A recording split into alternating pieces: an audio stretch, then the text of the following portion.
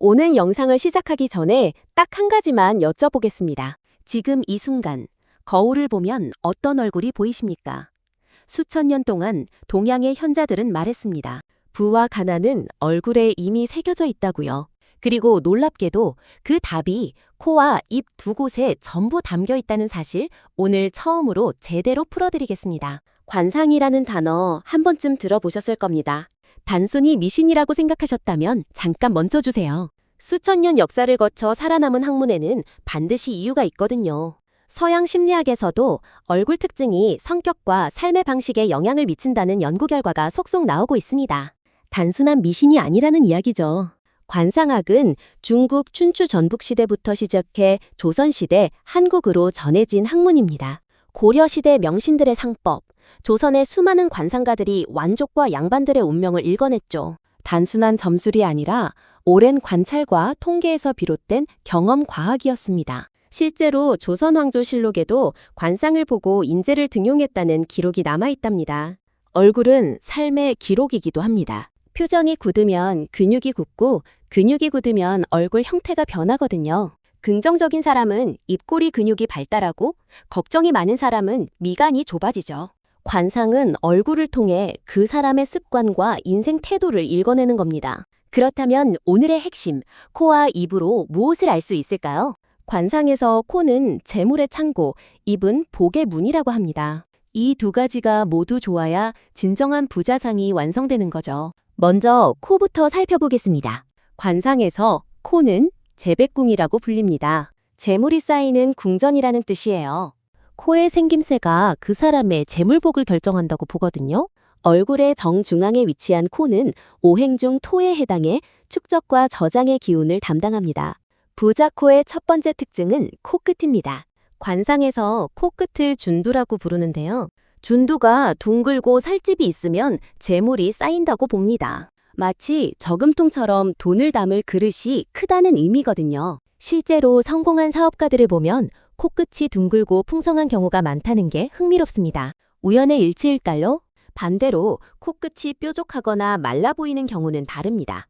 관상에서는 재물이 모이지 않고 쉽게 빠져나간다고 봐요. 버는 것보다 쓰는 것이 많거나 애써 모은 돈이 뜻하지 않게 나가는 경우가 많다고 해석하죠. 주변에 그런 분 계시지 않으십니까?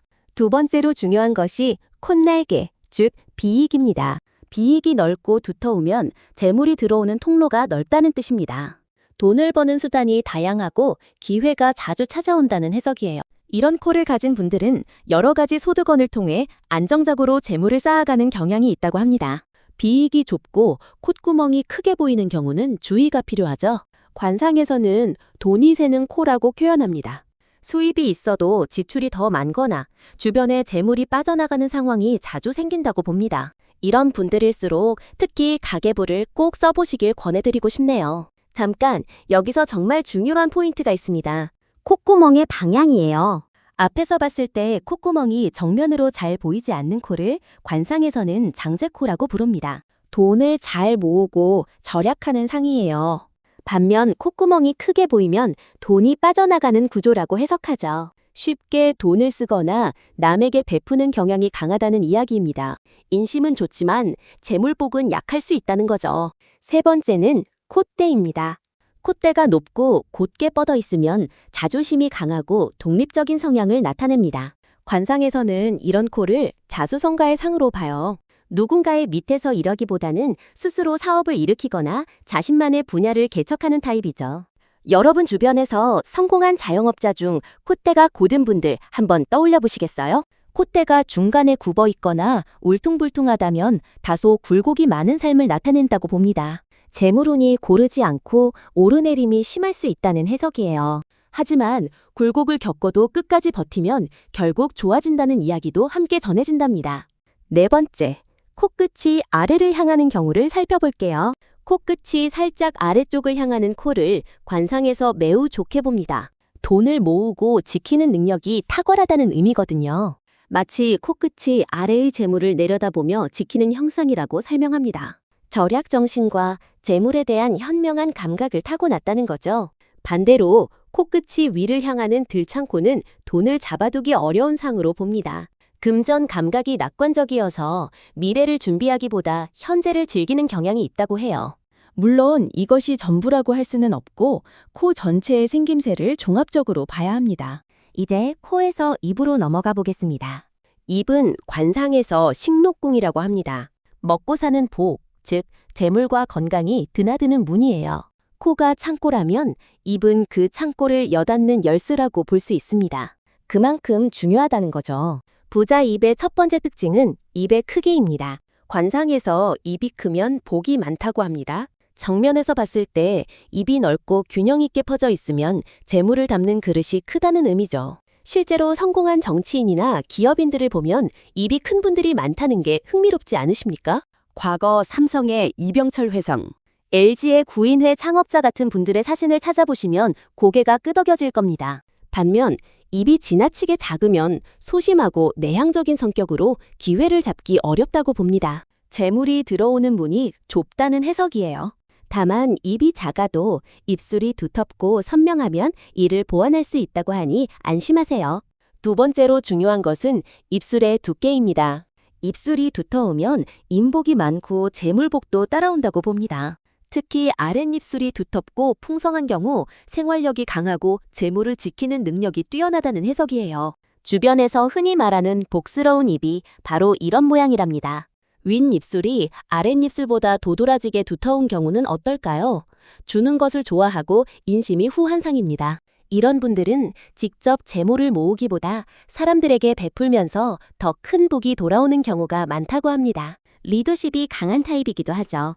입술이 너무 얇은 경우, 특히 윗입술이 거의 없어 보이는 경우는 인색함을 나타내기도 합니다. 재물을 모으는 능력은 있지만 관계에서 손해를 보는 경우가 생길 수 있다고 해요. 가까운 분들과의 관계를 더 신경 써보시는 게 좋겠습니다. 세 번째로 인중을 살펴볼게요. 인중은 코 아래에서 윗입술 사이의 세로홈을 말합니다. 관상에서 인중을 매우 중요하게 보는데요. 인중이 깊고 길면 재물복과 장수를 상징합니다. 인중이 선명하게 패여 있고 위아래 길이가 길수록 좋다고 보죠. 흥미롭게도 인중은 나이가 들면서 점점 옅어지는 경향이 있습니다. 젊었을 때 인중이 깊었던 분들은 중년 이후에도 그 복이 이어진다고 보는데요. 반대로 인중이 짧거나 평평하면 재물운이 중년 이후에야 열린다거나 건강관리에 주의를 기울여야 한다는 신호로 해석하기도 합니다. 이게 핵심인데요. 네 번째, 입꼬리의 방향입니다. 입꼬리가 자연스럽게 올라가 있는 분들은 관상에서 최고로 봅니다.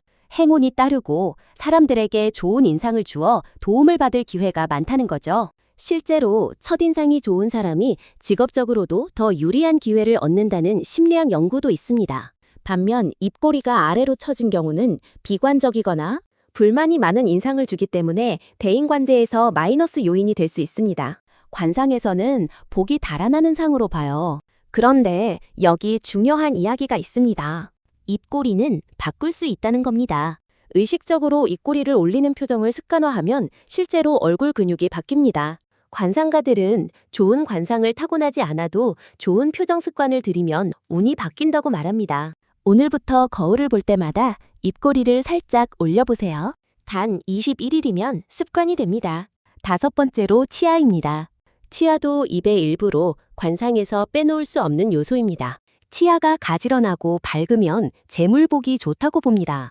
옛 관상가들은 치아를 삶의 질을 나타내는 지표로 봤어요. 틈이 없고 고른 치아는 재물이 셀 틈이 없다는 뜻으로 해석했답니다. 이빨이 고르지 못하거나 틈이 많으면 재물이 새는 상으로 해석했습니다. 하지만 현대에는 치과 교정으로 해결할 수 있으니 이 부분은 참고로만 보시기 바랍니다. 자, 이제 코와 입의 조합을 살펴볼게요. 코가 아무리 좋아도 입이 따라주지 않으면 의미가 반감됩니다. 반대로 입이 좋아도 코가 나쁘면 마찬가지예요. 관상에서는 두 요소가 함께 갖춰져야 진정한 재물복이 완성된다고 봅니다. 가장 이상적인 조합은 어떤 것일까요? 코끝이 둥글고 풍성하며 콧날개가 적당히 넓고 콧구멍이 정면에서 잘 보이지 않는 코, 그리고 입이 넉넉하게 크고 입술이 두터우며 인중이 깊고 길고 입꼬리가 살짝 올라간 입. 이 두 가지를 다 갖춘 분이라면 관상으로 보는 최고의 재물복을 가진 셈이죠. 반대로 가장 주의해야 할 조합은 코끝이 뾰족하고 콧구멍이 크게 보이는 코, 그리고 입이 작고 입술이 얇으며 입꼬리가 처진 경우입니다. 관상에서는 이런 분들이 노력에 비해 재물 축적이 어렵다고 봅니다. 하지만 절대 낙담하실 필요가 없습니다. 여기서 정말 중요한 이야기를 해야 할 것 같습니다. 관상은 운명이 아닙니다. 많은 분들이 관상 이야기를 들으면 내 얼굴은 이러하니, 내 운명도 정해졌구나 하고 단정 짓는 경우가 있는데요. 그건 관상의 진짜 의미가 아닙니다. 가장 유명한 관상 격언이 있죠. 심상이 관상보다 낫다.